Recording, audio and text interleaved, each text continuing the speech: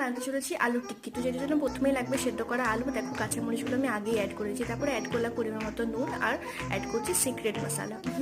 না কোনো সিক্রেট মশলা না, ম্যাগি মশলা অ্যাড করলাম। তারপরে অ্যাড করছি কুচি করা পেঁয়াজ, কুচি করা ধনে পাতা। আর যেটা আমি অফ ক্যামেরা অ্যাড করছিলাম সেটা হচ্ছে ধনে গুঁড়ো আর জিরে গুঁড়ো। তারপর মিক্সচারটা ভালো করে রেডি হয়ে এলে হাতে একটুখানি সর্ষের তেল নিয়ে ডোগুলো ভালো করে পাকিয়ে নিতে হবে। আর আমি এখানে এই শেপটা দিয়েছিলাম, তোমরা চাইলে নিজেদের মতো শেপও দিতে পারো। তারপরে তেলটা যখন গরম হয়ে আসবে তার মধ্যে সমস্ত কিছু রেডি করা এগুলো আস্তে আস্তে করে ছেড়ে দিতে হবে। আর এটা ততক্ষণ পর্যন্ত ভাজতে হবে যতক্ষণ না বোথ সাইড একদম রেড হয়ে আসছে। দুটো সাইডই কিন্তু খুব ভালো করে ভাজতে হবে। আর এটা বাড়িতে কিছু থাকা উপকরণ দিয়েই চটজলদি বানানো যায়, তো তোমরা একবার বাড়িতে ট্রাই করতে পারো।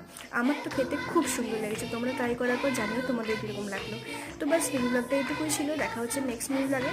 আর শীতের দিনে তোমরাও মজাদার বানিয়ে খেতে পারো। টাটা।